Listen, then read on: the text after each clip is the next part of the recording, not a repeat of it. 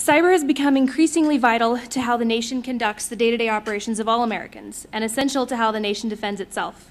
Many intelligent men and women who grew up with computers and video games as daily life are now adults and seeking meaningful profession. We feel the cyber domain should be something they seriously consider.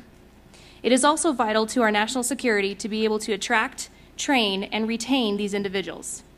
We look forward to what our expert panel thinks the challenges and opportunities are. Our moderator is Dan Mosqueda, Director, Air Force Programs, University Space Research Association. Over to you, Dan. Thank you very much. Appreciate everybody being here. It's a great opportunity.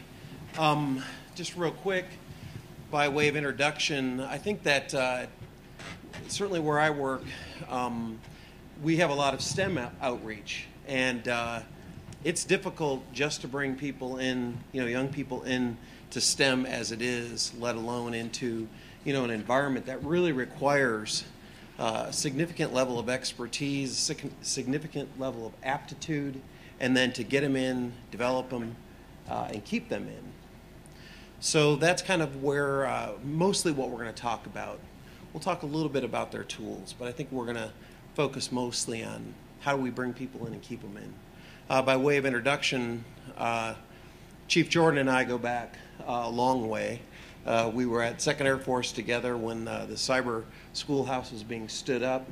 And then, of course, at Space Command, I'm an IMA in the A5X. So we've been working together for quite a while.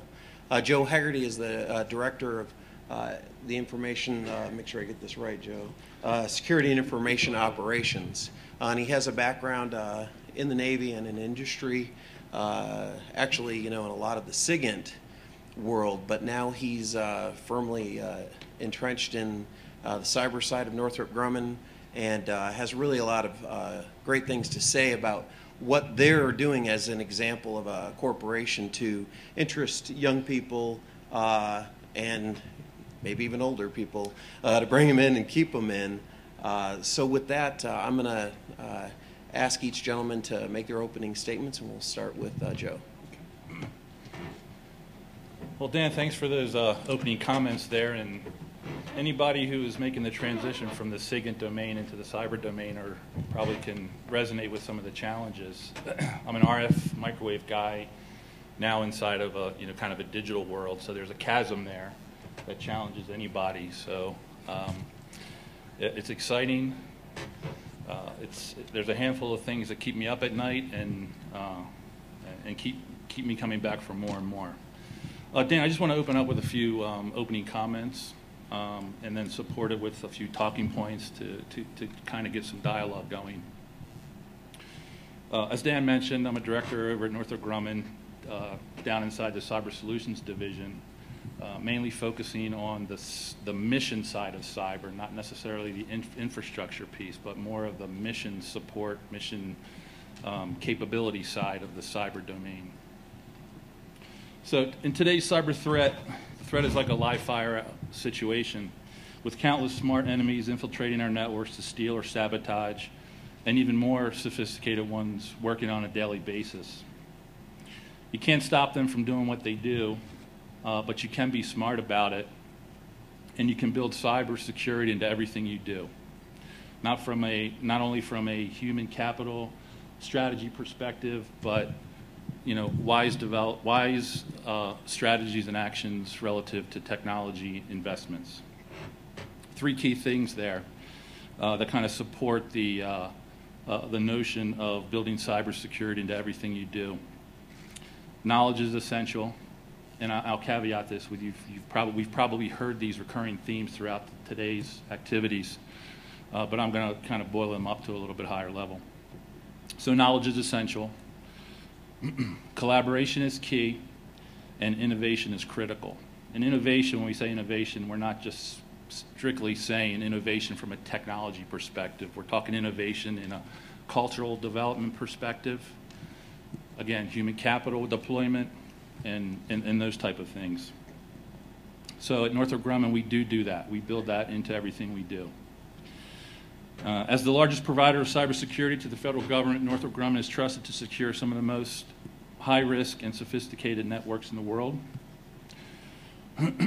Northrop is unique in that we have the speed and agility to tailor multi-layered defense, in-depth cyber solutions to meet the goals of the customer. And what I mean by multi-layered, if you look at if you decompose the cyber domain from a value chain or a continuum, we can kind of do the assessment of the networks for vulnerabilities, whether it's inside the firewall, near the gateway, or at the endpoints where the highest vulnerability is.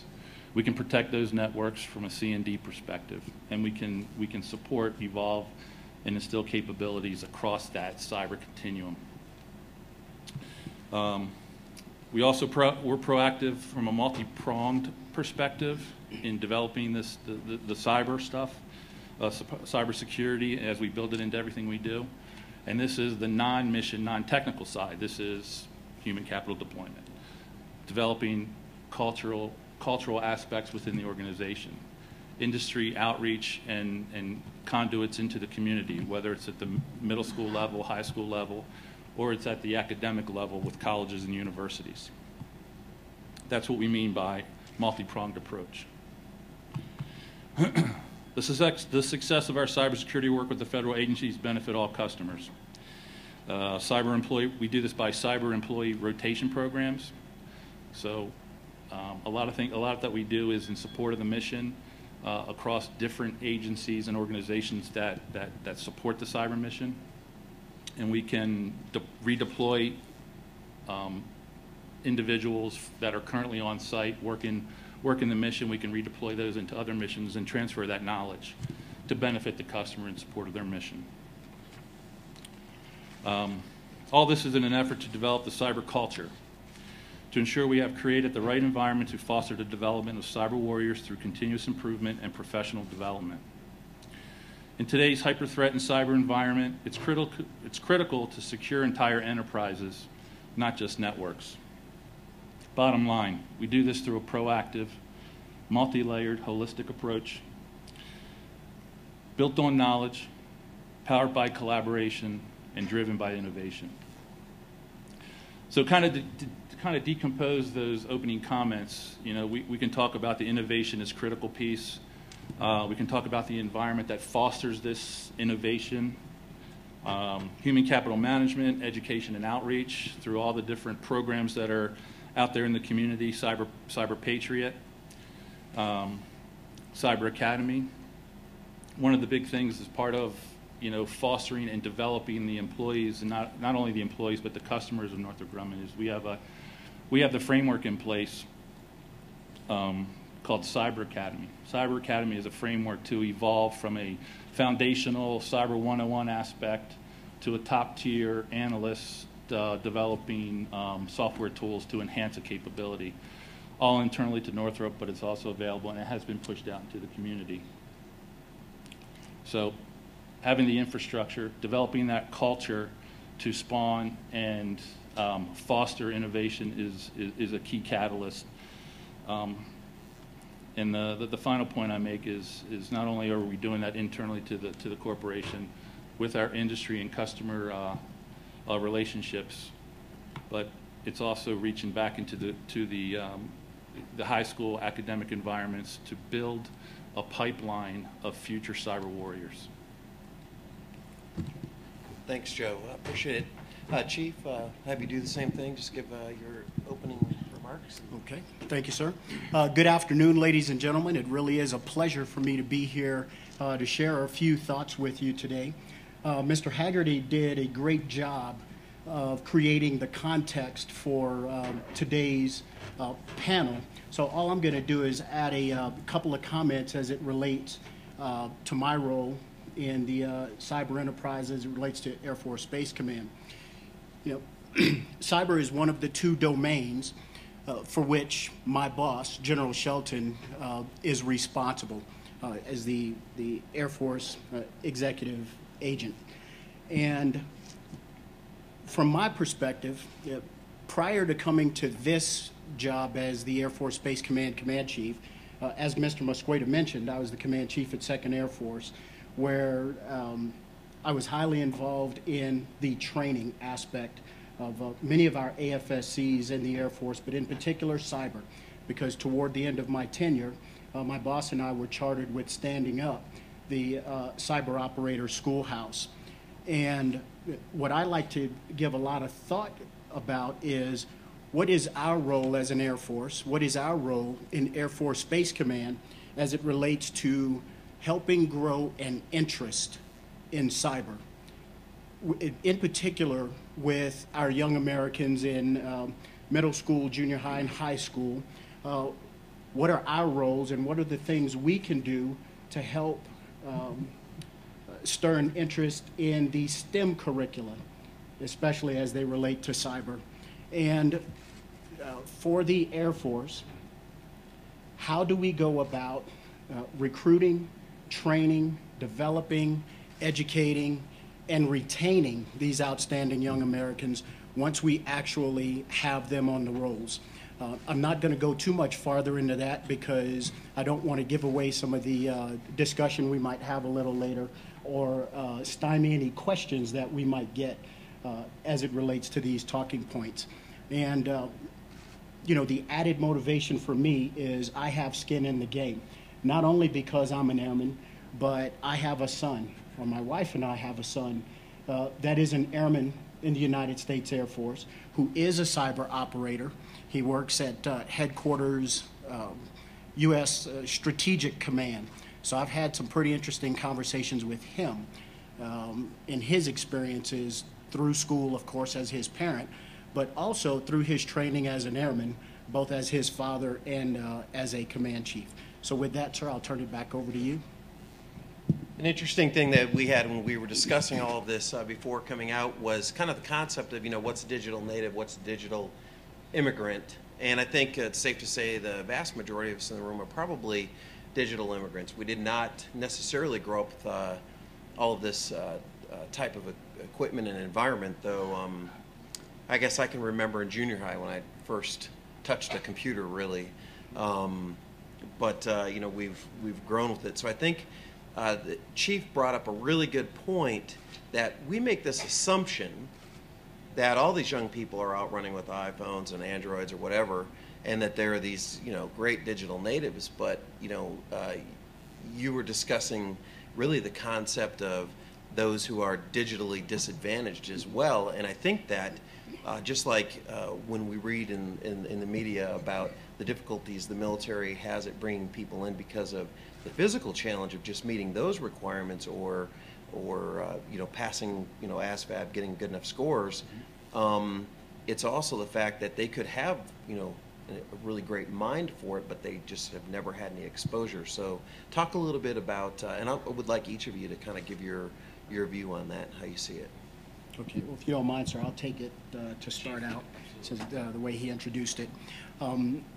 You know, many of you in here are far more competent in this topic than I am, but, you know, having read some of the articles and books as they relate to digital natives, digital immigrants, a lot of those writings focus on those two characterizations.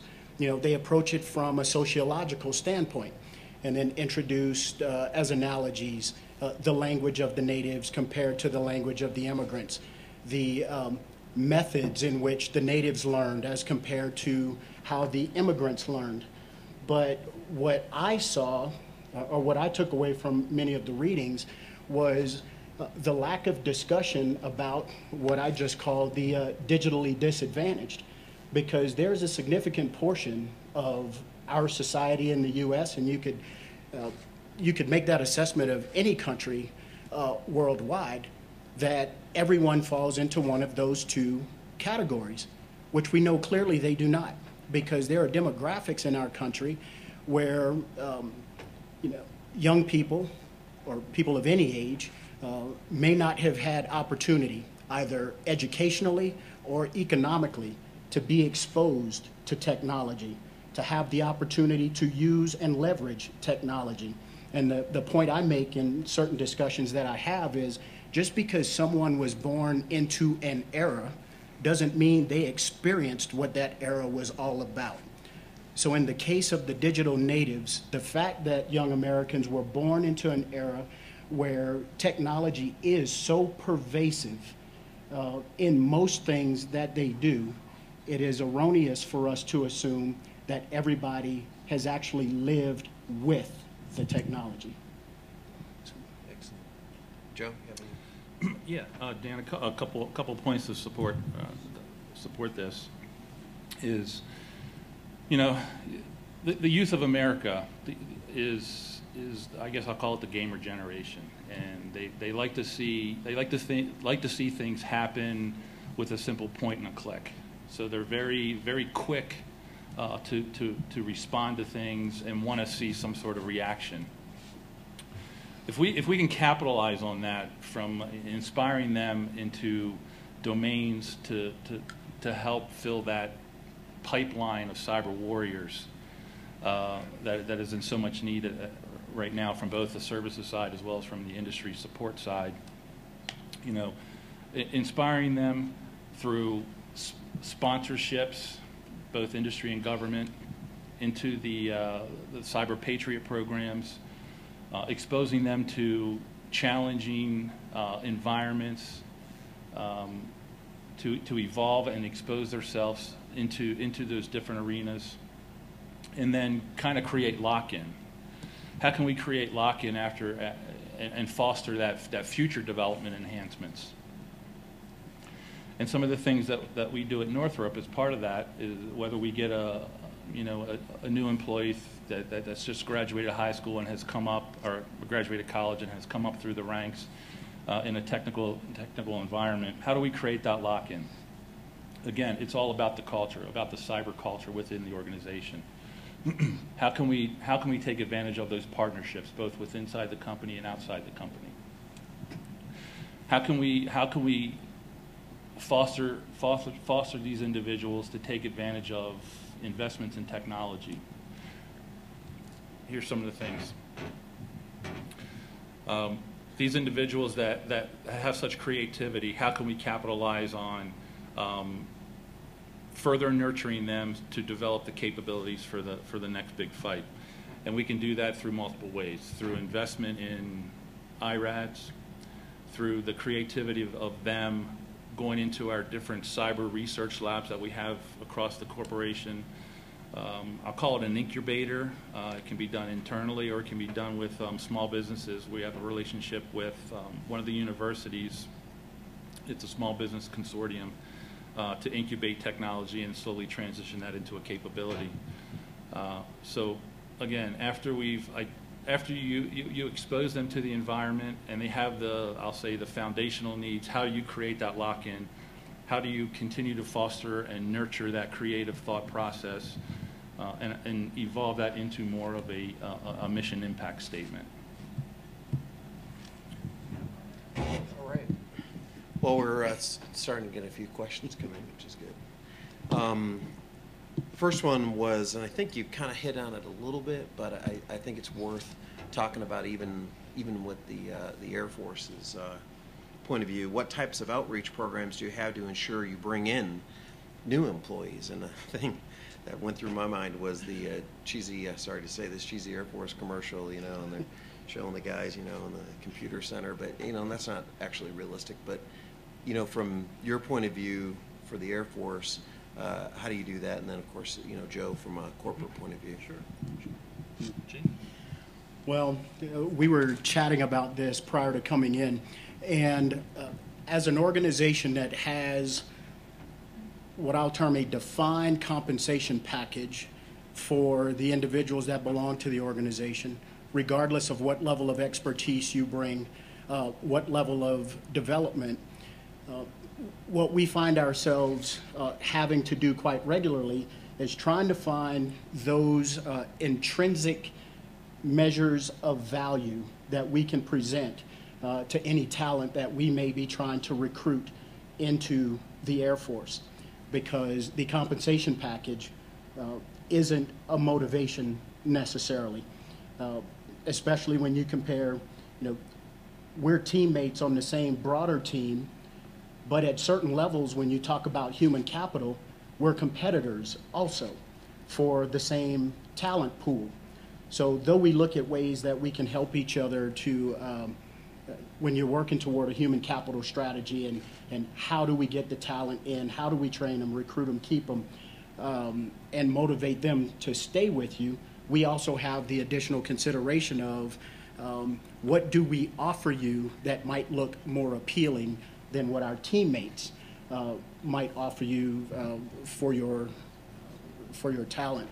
So that is a challenge for us. We try to leverage as best we can Cyber Patriot, because there is goodness in that type of a program, not only for the military but for our industry partners. But there's also goodness for those young Americans, whether they join our team or not, because it exposes them to what the opportunities of the future may be. But I think more importantly is it reinforces with them just how critically important the STEM curricula is, not only to them as individuals, but to us as a nation. And I will not get on a soapbox, but I will say one thing. Linus Jordan's personal opinion is one of the mistakes that we've made as a country is we've made education a commodity instead of a national resource. And because it is a commodity, the way we approach educating young Americans, regardless, from kindergarten right up through graduate studies, becomes more about business discussions and financial gains versus what resources bright, educated, deep, competent young Americans can bring to national security and to the national economy. And Joe, before you answer, because I'm going to incorporate something from another question that came in, because this person asks, discuss how Northrop Grumman's support of Cyber Patriot helps you attract talent. And then Chief, they also want to know how will the Air Force retain cyber experts when pay is so much better in the civilian world? Is special pay being considered? Yeah, so let me respond to the first part of that and just share with the audience some of the activities that Northrop Grumman is actively involved with from I'll say a sponsorship perspective in education and outreach. Cyber Siege, Cyber Patriot, Impact, which is the injured military pursuing assisted career transitions. We're actively involved with those. We're part of a cybersecurity consortium. It's made up of X number of universities and colleges that are focusing on research. The College Cyber Defense Competition, whether we're there to help mentor or sponsor, we're involved with that. DC3 Cyber Challenge, although that's an internal thing that we provide, we send a team to. Matter of fact, we just put our team together for 2013, and we kind of had because of the success we had last year on the DC3, we had to have almost like a draft to put that 2013 team together. So it's all good there. University partnerships we talked about, and then Dan, the comment you mentioned about, what are we doing as part of the Cyber Patriot? What's the next thing after that, or how does it help attract the talent? As part of that Cyber Patriot program, there's a lot of sharp kids out there. My gosh, these kids are phenomenal. And something we're doing is recognizing those individuals through internship programs. We're getting them cleared. We'll start that process of getting them DoD cleared and possibly with the agencies, as well as getting them certified to the 8570 standards as part of a transition from high school going into college, high school going into industry, or they'll be prepared to go from high school right into the military services. And again, a very complex challenge for us in the Air Force and the military writ large, actually, in how do we retain these talented young Americans when many of them, especially those that are really adept in this mission area, it really falls back on us figuring out ways to create, again, some intrinsic value with them. In other words, what can you do in the uniform, in this mission area, that if you were to step out into industry, you would not be able to do because of the appropriate laws, titles, TTPs, that sort of thing. The challenge there for us is very often you can't show that intrinsic value without getting them into the mission area first, without getting them peeks under the tent first. So that in itself creates additional challenges. We very often want to turn immediately to any sorts of special pay. Yes, that may offer some immediate motivation, but again, when you look at a compensation package in its entirety, it still would not stack up to what they might receive if they were to go to industry or some other segment of the government and bring the talent that they would bring to the table for us. And for anyone that may not be familiar with how the military administers special pay, I think it's important to understand that special pay will only be triggered if we start to fall short of the level of talent that we need to perform a certain mission. So in that regard, that pay is temporary. So when you start looking at over the life of someone's career, it would be disingenuous for us to present that special pay as though it was some sort of a permanent compensation package for them once they entered this mission area. Okay, there's one more part of that I'm going to come back to if we get a chance. I liked this question. I'm just going to read it. The cyber domain is so incredibly diverse. Does it make sense to treat human capital monolithically? Nobody talks about recruiting for the naval, domain or air domain. In other words, not just recruiting for pilots in general. Why do we talk about unique specialist recruiting for the cyber domain?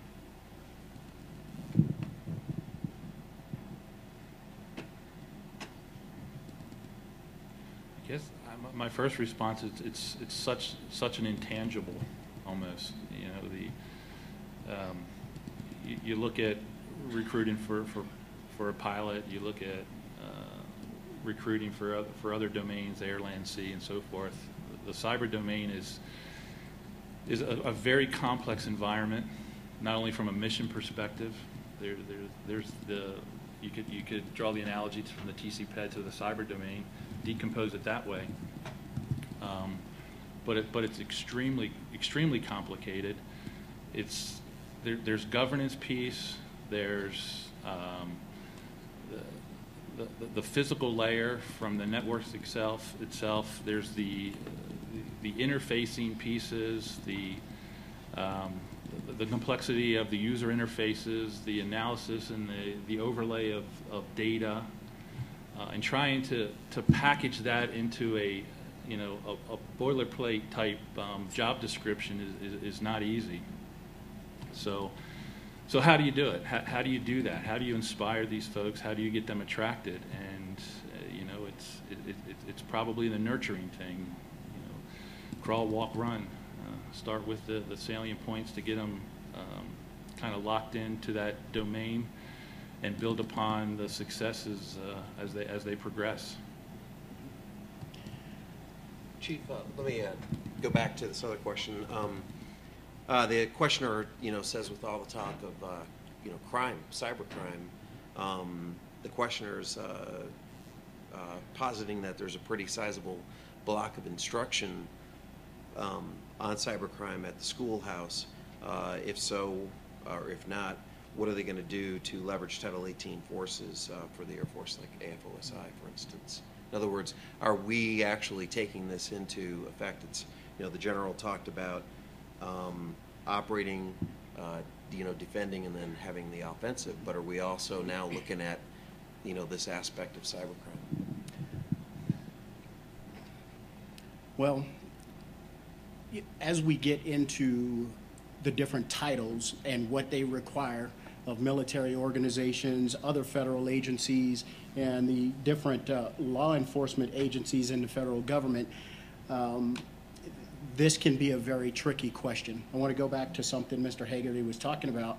You know, with cyber is a man-made domain. The other two are naturally reoccurring domains that most people, when you talk about air, we all at some point experience that domain.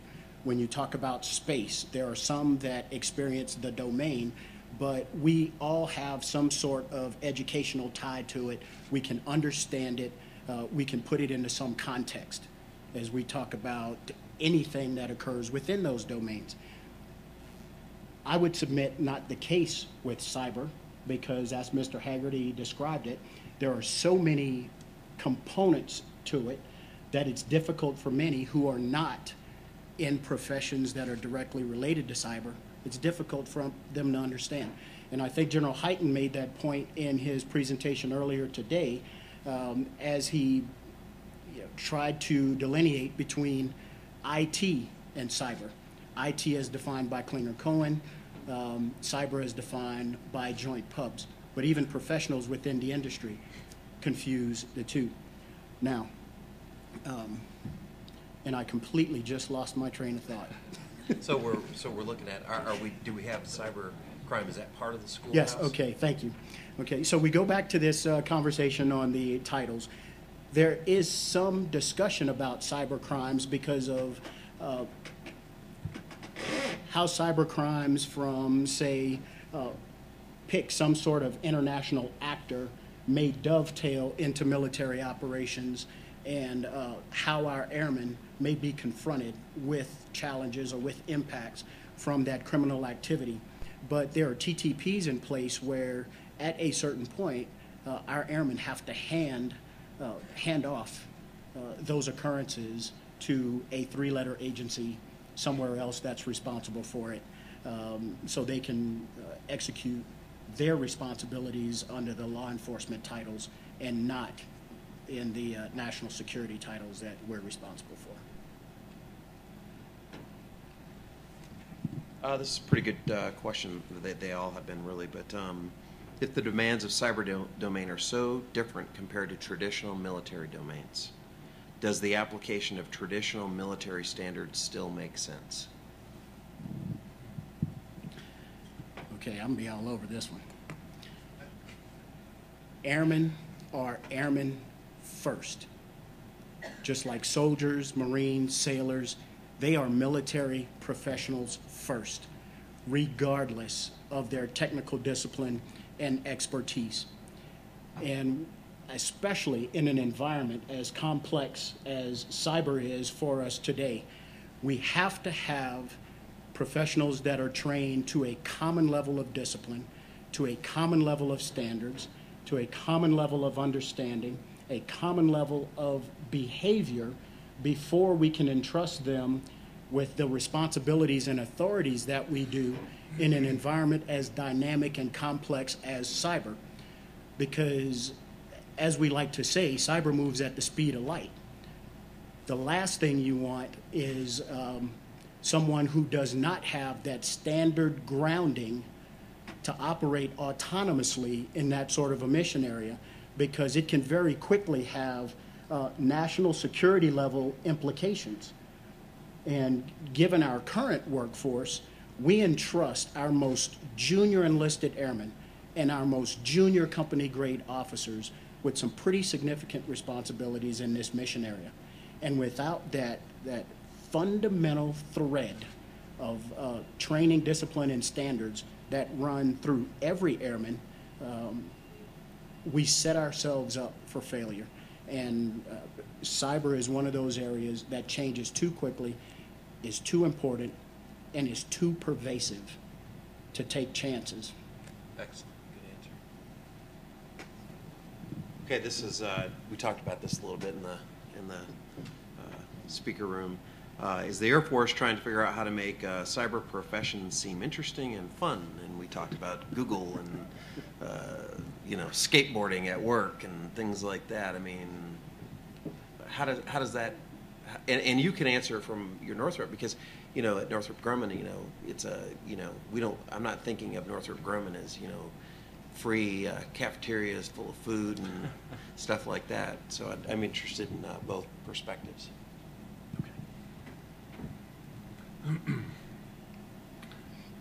I get it's all about the culture. You have to create an environment that fosters and leverages the innovation from within oneself. It's not about the food in the cafeteria or the skateboards or any of that stuff. It's about empowering these individuals, these engineers, these analysts, these technically savvy individuals, and inspiring them to excel. And so the engineers, as they develop these ideas, you know, they're kind of rewarded, whether through investing in their thought. They don't have to be part of a formal you know, business case. They can innovate, and they can innovate individually, and they can see that as part of an internal partnership, transition their thought into an idea, into a capability across the engineering continuum, eventually seeing that become an enabling technology or an enabling capability to support the cause. So recognizing the value of the individuals and the value that they bring to the cause and capitalizing on that, you know, helps inspire and provide a little bit of structure and guidance, that it's not just sitting on the front line inside Cyber Command or inside of this organization supporting the mission. It's those other items that could you know, foster and show some sort of call it a rewards or recognition, but it's very stimulating to the individuals. Is that pretty standard operating now, or is that something that you're moving towards? No, there's that type of behavior is part of this culture. This culture we have at Northrop Grumman is all about, you know, developing the cyber warriors of the future, whether it's in the technical domain, in the operational domain, or it's in the support elements in management. Chief, how are you going to make it fun for these guys? Well, I'm less interested really in making it fun as I am in making it appealing, because of the privilege that our airmen really do enjoy in, one, wearing the uniform, and two, being technical experts. As I mentioned earlier, once we give airmen in this mission area a peek under the tent to see exactly what it is that they're doing, to see the level of impact they're having everywhere from the tactical level in immediate operations on up to the strategic and national security level, because of the interagency partners that we work with and support, we do not have a problem with having people feel that their work is interesting. As a matter of fact, what we are finding is once we get them in, they're usually very excited about what it is that they do, as long as we can keep that intrinsic value relevant to them through a life cycle. You know, on the fun part, you know, if I were to use the stereotypes in talking about this, you know, there are certain skateboarders and geeks and gamers and that sort of thing that can adjust to the standards we have as a military organization that we need as part of our organization. And there are others that we truly need to go to industry, because let me finish, I knew that would happen. But, you know, because we rely so heavily on our industry partners. So as long as we have the talent as part of the broader team that's meeting our national security interests, that's what we are concerned about overall. Yes, there is some equity, as I mentioned earlier, where we're competitors for entry-level talent to do this work. But if I were to talk about culture, as Mr. Heagerty did, we need those young Americans that can adjust to the military culture within this mission area, because we have to have both. We can't have one without the other. Okay, this probably will end up closing this out. It's interesting. I'm kind of combining two questions, and I wish I knew the answer, and I don't. because of the close interaction with civilian components, and maybe Joe, you'll even have an answer from Northrop.